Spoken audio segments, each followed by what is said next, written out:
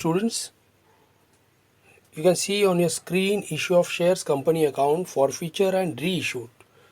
लेकिन अगर आप क्वेश्चन के पास देखोगे तो देखो क्वेश्चन में क्या लिखा है। Text book question number 8 and bracket में ए मेंशन किया है।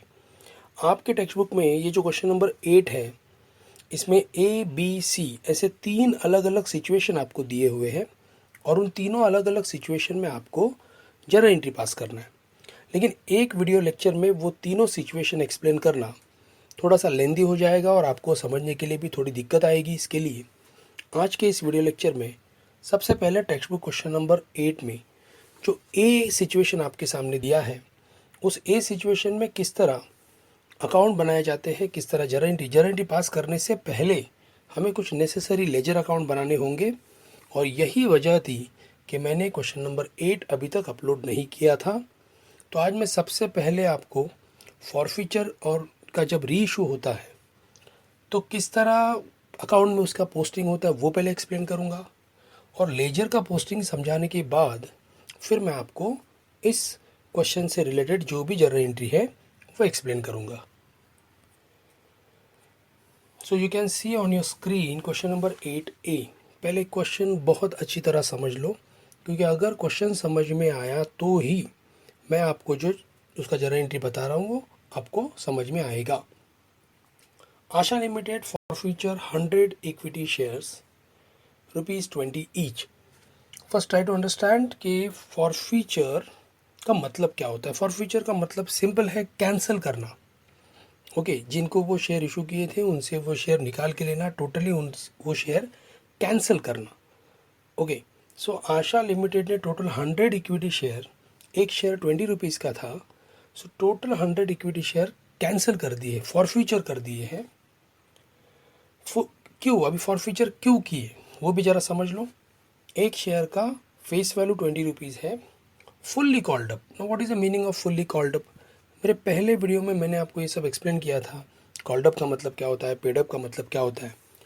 सो कॉल्ड अप का मतलब ये होता है कि टोटल 20 रुपीज़ को, टोटल जो 20 रुपीज़ है वो कंपनी ने डिमांड किया था कि आपको इस 100 शेयर के पीछे 20 रुपीज़ के हिसाब से, पूरे 20 रुपीज़ के हिसाब से 2000 रुपीज़ कंपनी को पे करना है।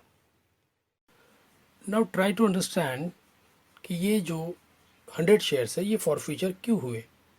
देखो इधर क्लियरली दिया है, forfeiture due to non payment for first call ₹3 and 3 पर शेयर एंड फाइनल कॉल ₹5 पर शेयर। तो ये जो 20 रुपीज़ का फेस वैल्यू का शेयर है इसका जो फर्स्ट कॉल का ₹3 है और फाइनल कॉल का ₹5 है उसका नॉन पेमेंट हुआ है, मतलब उसका पेमेंट अभी तक नहीं किया गया है। Means out of that 20 rupees 8 rupees is not paid yet, remaining 12 rupees इसका मतलब पेड कर दिया है। वो 12 रुपीज़ में भी एप्लीकेशन मनी और अलॉटमेंट मनी होगा, लेकिन ये 8 रुपीज़ का पेमेंट नहीं करने की वजह से ये पूरे 100 शेयर क्या हुए, फॉरफीचर हो गए, मतलब कैंसिल हो गए। अब ये शेयर कैंसिल हो गए, एक बार फॉरफीचर हो गए तो वो जो भी बंदा है उसने देखो 20 रुपये में से 12 रुपया तो भर दिया था। अब वो 8 रुपया नहीं भर पाया, इसके लिए कंपनी ने उसका शेयर फॉरफीचर किया। तो अब वो बंदा कंपनी को वो 12 रुपये का डिमांड नहीं कर सकता। कंपनी जब भी किसी को शेयर इशू करती है तो ये क्लियर इंडिकेशन होता है कि शेयर्स में आपको जो पार्ट पेमेंट दिया है, जैसे application money, allotment money, first call and second call, ये चारों पेमेंट आप जब करोगे तभी आप कंपनी के शेयर होल्डर बनोगे। अगर आप इसमें से कोई एक भी इंस्टॉलमेंट नहीं पे करते तो आपका शेयर फॉरफीचर किया जाएगा। आपने जो पैसा कंपनी में भरा है वो भूल जाओ, वो तो आपको वापस मिलेगा ही नहीं, और कंपनी वो शेयर फॉरफीचर करके बाद में वही शेयर्स दूसरे किसी पर्सन को कंपनी री इशू कर सकती है। तो देखिए फिर इन्होंने भी क्या किया, वो 100 शेयर फॉरफीचर तो कर दिए, इसके बाद वो जो 100 शेयर है, एक शेयर 20 रुपीज़ का है, बट कंपनी ने बाद में ये पूरे के पूरे 100 शेयर्स जो थे उसमें से 80 शेयर्स, पूरे 100 शेयर नहीं, उसमें से जो 80 शेयर्स है वो कंपनी ने री इशू कर दिए। और री इशू कितने में किए? री इशू 15 रुपये में किए। अब आप सोचोगे यार इसमें तो कंपनी को लॉस हो गया 5 रुपये का, क्योंकि कंपनी का फेस वैल्यू, शेयर का फेस वैल्यू तो 20 रुपीज़ है और कंपनी ये शेयर 15 रुपये में री इशू कर रही है। सो देखिए कंपनी के पास ऑलरेडी इन 100 शेयर के पीछे 12 रुपये के हिसाब से 1200 रुपये तो पहले ही मिल गया कंपनी को। ओके, तो कंपनी ऑलरेडी 1200 रुपये प्रॉफिट में है। तो अभी अगर ये कंपनी उसे री इशू कम कीमत में भी करेगी तो भी कंपनी को लॉस नहीं होगा, उल्टा कंपनी को फ़ायदा होगा। और यही हम आज के इस लेक्चर में देखने वाले हैं। बट बिफोर दैट,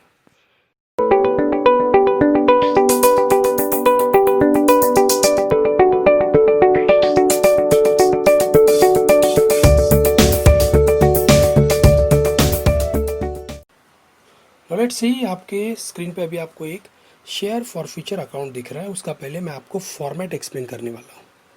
ये फॉर्मेट पहले अच्छी तरह समझ लो, फिर इसी प्रॉब्लम को हम उसी फॉर्मेट में अमाउंट मेंशन करके मैं आपको किस तरह कैपिटल रिजर्व निकाला जाता है वो बताऊंगा। और ये सब खत्म होने के बाद फिर हम इस प्रॉब्लम में पूछी गई जो भी जर्नल एंट्री है वो पास करेंगे। तो देखिए, ये जो शेयर फॉर फ्यूचर अकाउंट है, इस शेयर फॉर फ्यूचर अकाउंट में इसका प्रोफॉर्मा समझ लो। इसमें डेबिट में कौन सी एंट्री आती है, क्रेडिट में कौन सी एंट्री आती है वो पहले समझ लो।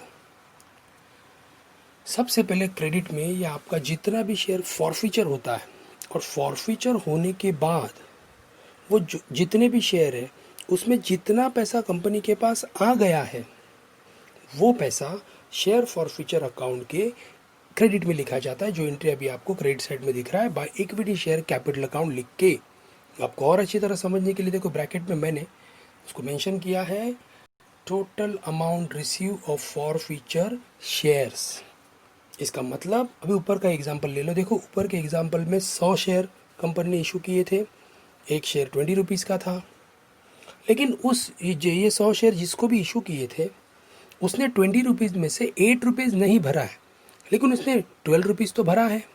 8 रुपीज़ नहीं भरा, इसके लिए उसके शेयर फॉरफीचर हो गए। लेकिन कंपनी के पास ऑलरेडी उसके 12 रुपये तो आ गए हैं।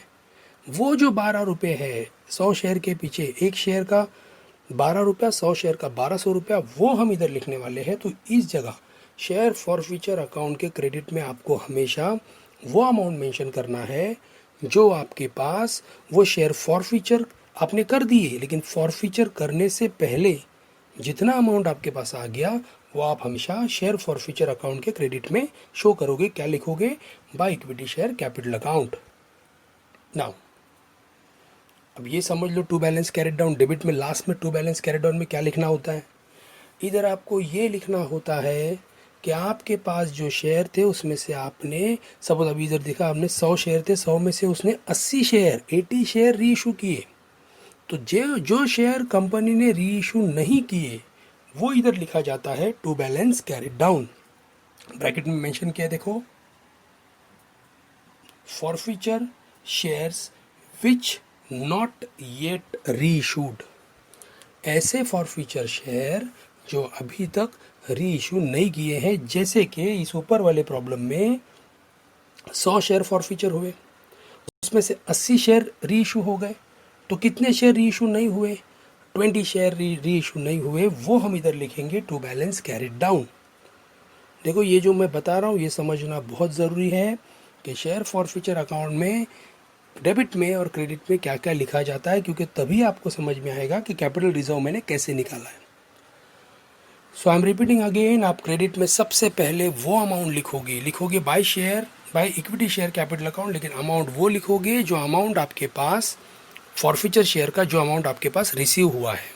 जैसे ऊपर के शेयर में, ऊपर के प्रॉब्लम में 20 रुपये का शेयर था, 12 रुपये आपके पास आया, तो 12 रुपये आप इधर लिखोगे। अब डेबिट में ये टू बैलेंस कैरेट डाउन में क्या लिखने वाले हो आप? आपके पास जो शेयर थे उसमें से जितने आपने री इशू किए, और वो री इशू करने के बाद आपके पास जो शेयर बचे हैं वो शेयर आप इधर लिखोगे to balance carried down. Okay, now moving to third point, तीसरा एंट्री क्या है वो समझ लो। अगेन डेबिट में आपको लिखना है इक्विटी शेयर कैपिटल अकाउंट। इधर क्या लिखना है अभी वो जरा मैं ब्रैकेट में मैं एक्सप्लेन कर रहा हूँ। लॉस ऑन री इशू ऑफ फॉरफीचर शेयर्स। आप जब फॉरफीचर वाले शेयर्स बाद में, ऑब्वियसली आपका शेयर 20 रुपये का था और आप ये शेयर बाद में 15 रुपये में इशू कर रहे हो, तो 5 रुपये का घाटा हो गया आपको। तो जब आप शेयर फॉरफीचर शेयर आप जब री इशू करते हो, और अगर आप वो शेयर उतने ही कीमत में री इशू करते हो। जैसे ये 20 रुपये का शेयर था, अगर इन लोग 20 रुपये में ही री इशू करते तो ये एंट्री नहीं आता, क्योंकि इसका मतलब आपको लॉस हुआ ही नहीं। 20 रुपये का शेयर अगर आप 25 रुपये में री इशू करते तो भी ये एंट्री नहीं आता। ये जो अभी तीसरा एंट्री डेबिट में लिखा है ना, टू इक्विटी शेयर कैपिटल, वो बोल रहा हूँ मैं।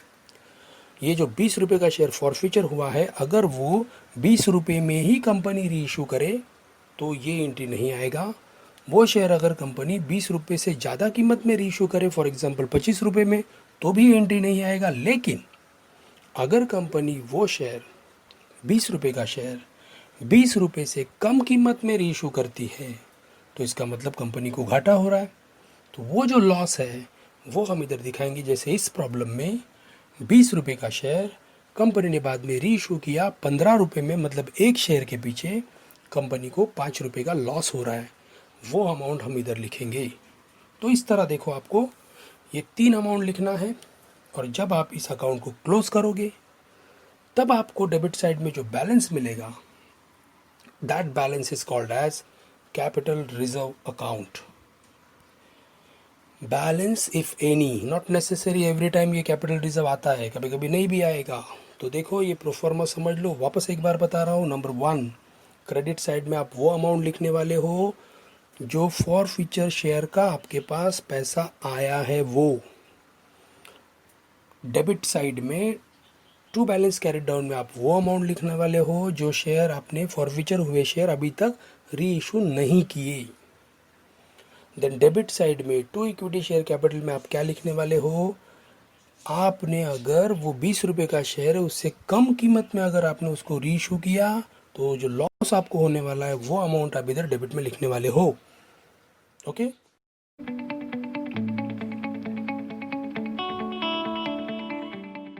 तो चलो वर्किंग नोट देखते हैं। सबसे पहला लाइन क्वेश्चन का क्या था, देखो। Asha limited forfeiture 100 equity share of ₹20 each fully called up for non payment. तो 100 शेयर, एक शेयर 20 रुपये का था, ऐसे 100 शेयर पूरी तरह फॉर फ्यूचर किए गए। देखो इसका working note, 100 share for future, एक शेयर 20 रुपीज़ का, फुल्ली कॉल्ड अप है। फुल्ली कॉल्ड अप मतलब कंपनी ने पूरा 20 रुपया लोगों को बोला है, पूरा 20 रुपये आपको भरना है। तो कितना होगा, 100 इंटू 20, 2000 कंपनी को कलेक्ट करना था। ओके नाउ क्या हुआ देखो उसके बाद, फर्स्ट कॉल ₹3 पर शेयर एंड फाइनल कॉल ₹5 पर शेयर का नॉन पेमेंट हुआ है। मतलब 3 रुपये और 5 रुपया 8 रुपये का नॉन पेमेंट हुआ है। तो इस 2000 में से नॉन पेमेंट कितना हुआ है देखते हैं। नॉन पेमेंट ₹8, 3 + 5 8 होता है। सो 8 रुपया, 100 शेयर है, 8 रुपये के हिसाब से नॉन पेमेंट हुआ है। कितने शेयर के पीछे, 100 शेयर के पीछे। सो हमें वो नहीं देखना है नॉन पेमेंट कितना हुआ है, हमें ये देखना है कि पेमेंट कितना हुआ है। क्योंकि जो पेमेंट हमें मिलने वाला है उसका एंट्री आपने देखा इधर लेजर में क्रेडिट साइड में पास किया जाता है। तो अगर 20 रुपये का शेयर था उसमें से 8 रुपया हमें नहीं मिला, इसका मतलब हमें ऑलरेडी 12 रुपया मिल चुका है। सो payment of ₹12 of 100 share, 100 share के पीछे 12 रुपये के हिसाब से हमें कितना पैसा मिला है, 1200 रुपया मिल चुका है, 1200। और अभी आपको मैंने जब लेजर का प्रोफॉर्मा बताया तो सबसे पहले मैंने वही बताया, आप शेयर फॉर फ्यूचर अकाउंट के क्रेडिट में पहले लिखोगे बाय शेयर कैपिटल अकाउंट, और उसमें आप वो अमाउंट लिखोगे जो आपको मिला है। फॉर फ्यूचर जो शेयर हुए हैं उसमें जो पैसा आपको रिसीव हुआ है, जिसका आपको पेमेंट हुआ है, उसका एंट्री पास करोगे। तो इधर हमने देखा इस प्रॉब्लम में 2000 में से 800 हमें नहीं मिला, लेकिन 1200 हमें मिल चुका है। देखो लेजर अकाउंट बनाया मैंने, share forfeiture account, credit side में एंट्री पास कर देता हूँ क्योंकि 1200 रुपया हमें मिल चुका है। Bye equity share capital account 1200। Okay, जिस तरह मैंने आपको प्रोफॉर्मा बताया उसी तरह मैं आपको एंट्री पास करके दिखा रहा हूँ। ये ग्रीन में देखो, मैंने प्रोफॉर्मा में ग्रीन में अंडरलाइन किया, वो एंट्री मैंने अभी इधर पास कर दिया 1200 रुपये का। इसके बाद मैंने आपको, हाँ ये टोटल 100 शेयर फॉर फ्यूचर हुए, 1200 रुपये तो हमें मिल गया, लेकिन ये 100 शेयर हमने फॉर फ्यूचर कर दिए, कैंसिल कर दिए। अब उस 100 शेयर का हमने क्या किया,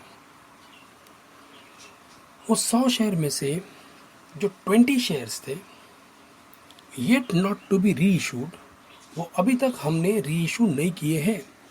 एक शेयर के पीछे 12 रुपये हमें मिला है, तो 20 शेयर के पीछे 240 रुपया का जो शेयर है उसको हमने अभी तक री इशू नहीं किया है। जब मैंने प्रोफॉर्मा एक्सप्लेन किया तब मैंने आपको बताया था कि जो शेयर फॉरफीचर हुए उसमें से जो हम री इशू नहीं करते हैं उनका एंट्री किधर होता है, उनका एंट्री होता है आपके शेयर फॉरफीचर अकाउंट के डेबिट में।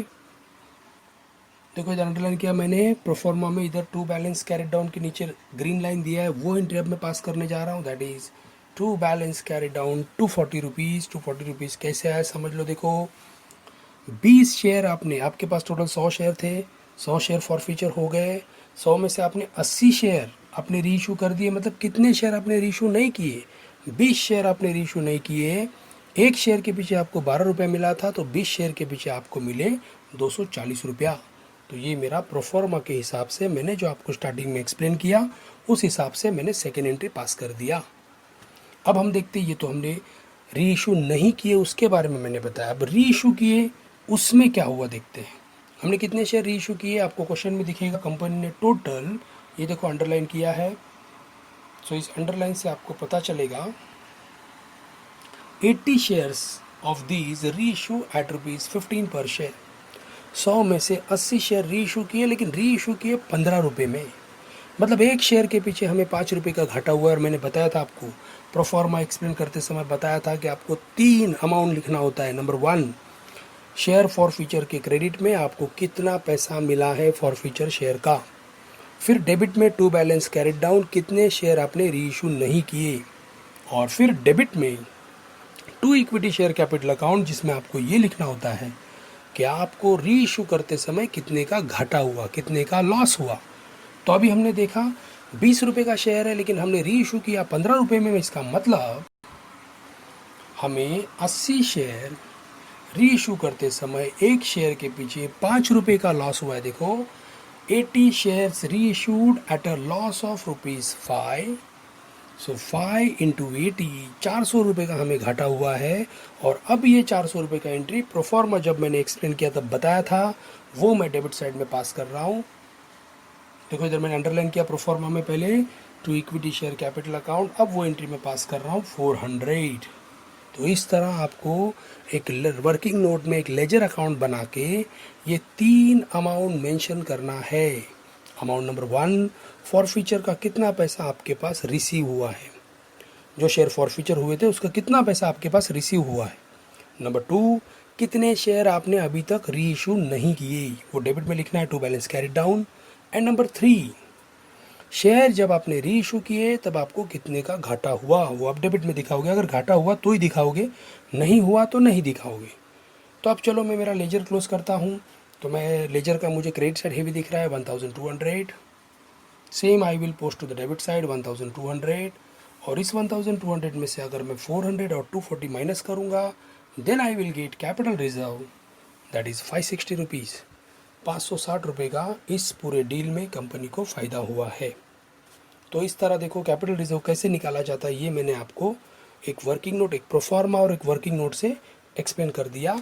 अब हम इसी शेयर फॉरफीचर अकाउंट को देख के जरा एंट्री पास करेंगे, क्योंकि मैंने आपको जरा एंट्री का रूल बताया है। डेबिट का एंट्री पास करना है तो पहले आपको अकाउंट का हेडिंग लिखना है, और फिर डेबिट के पर्टिकुलर के अंदर आपने जो लिखा है वो लिखना है। और क्रेडिट का एंट्री पास करना है तो आपको पहले पर्टिकुलर में अंदर आपने जो लिखा है वो लिखना है, और फिर आपको अकाउंट का हेडिंग लिखना है। Now let's see.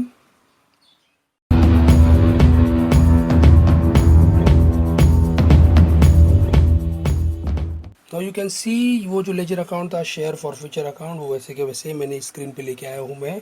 Credit side में हमारा 1200 है और हमारा कैपिटल रिजर्व आया है 560। नाउ अभी 1 बाय 1 अभी हम लोग इसका जरा एंट्री पास करते हैं। इससे पहले वाले मेरे वीडियो लेक्चर में मैंने आपको फॉरफीचर का एंट्री बताया था। फॉरफीचर का एंट्री पहले हमेशा ऐसे पास होता है, equity share capital account debit, और फिर कितना पैसा आपके पास नहीं आया और कितना फॉरफीचर हुआ। चलो देखते हैं, उसके लिए जरा एंट्री बनाते हैं। ये जरा एंट्री का कॉलम बना दिया मैंने। पहला जरा एंट्री में पास करूँगा इक्विटी शेयर कैपिटल अकाउंट 2000। क्यों 2000? 100 शेयर थे, 20 रुपीज़ टोटली कॉल्ड अप थे, पूरा का पूरा 20 रुपये कॉल्ड अप किया था। तो 100 इंटू 20 2000, ये हो गया मेरा इक्विटी शेयर कैपिटल अकाउंट। तो ये हमेशा याद रखो, कॉल्ड अप अमाउंट जो होता है वही अमाउंट से आपको नंबर ऑफ शेयर को मल्टीप्लाई करना है, तभी आपको मिलेगा इक्विटी शेयर कैपिटल अकाउंट। 2 में क्या आएगा, to equity share first call, इसका 300 रुपया उन लोग ने नहीं भरा, 3 रुपये के हिसाब से 100 शेयर के पीछे 300 रुपया नहीं भरा। To equity share final call, 5 रुपये के हिसाब से फाइनल कॉल का 100 शेयर के पीछे 500 रुपया नहीं भरा। ये नहीं भरा, उसका एंट्री पास किया मैंने, तो कितना पैसा हमारे पास ऑलरेडी आ चुका है। सो 12 रुपये हमारे पास आ चुका है, इसलिए to forfeiture account 1200 share forfeiture account में आ गए 1200। ओके, टोटल 2000 हमारे पास आने थे, उसमें से 800 नहीं आए, मतलब 1200 हमारे पास आ चुके थे। Narration being forfeiture of 100 share due to non payment of first and final call. First and final call का पेमेंट नहीं होने की वजह से 100 शेयर फॉरफीचर कर दिए गए।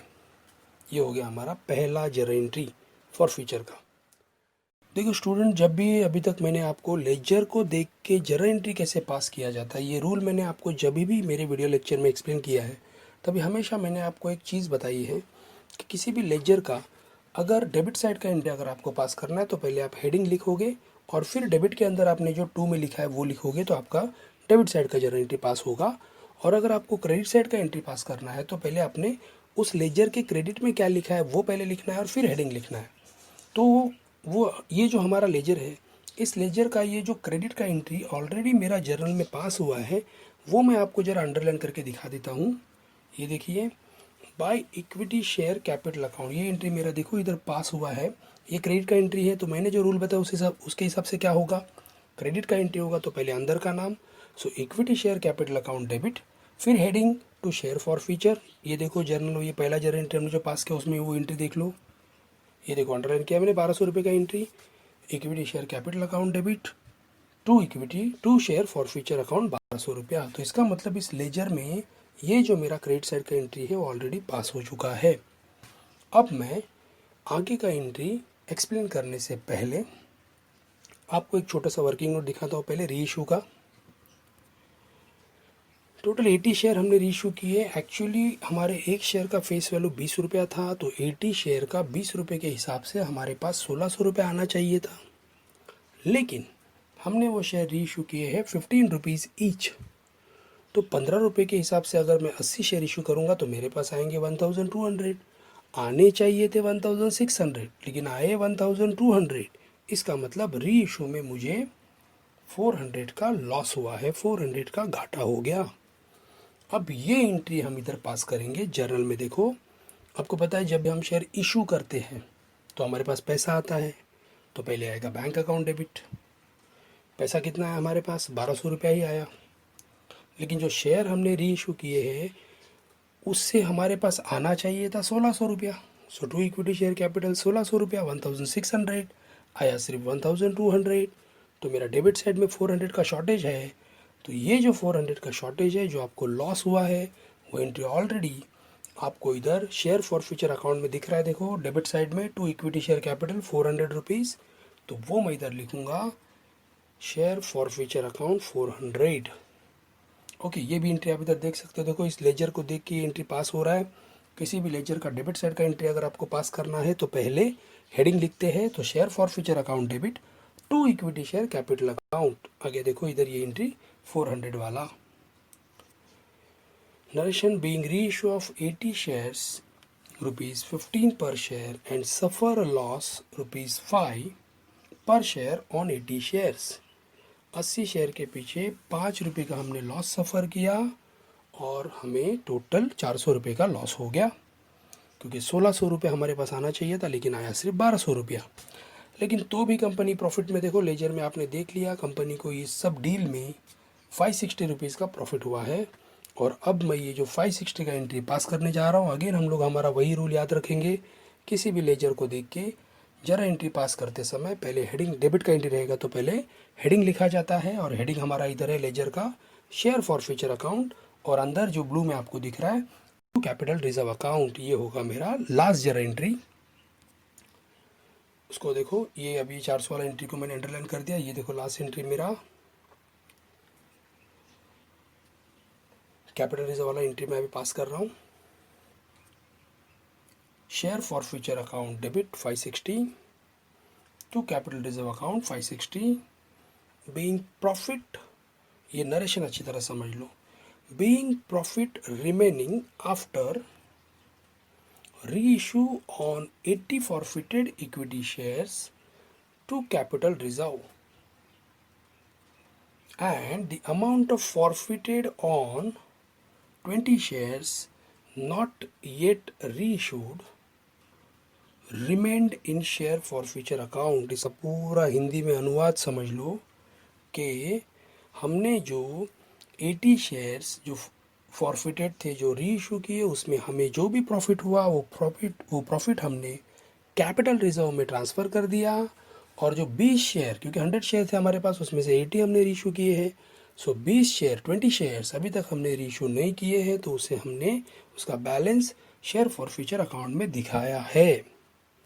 सो इस तरह देखिए, ये क्वेश्चन नंबर 8, उसमें इतना सब आपको बताना था, इसलिए मैंने ये क्वेश्चन नंबर 8, और ये सिर्फ ए पार्ट है, देखो इतना सा ए पार्ट आपको इस तरह एक्सप्लेन करना था, इसके लिए मैं इसका वेट कर रहा था और मुझे लेट ये वीडियो अपलोड करना पड़ा।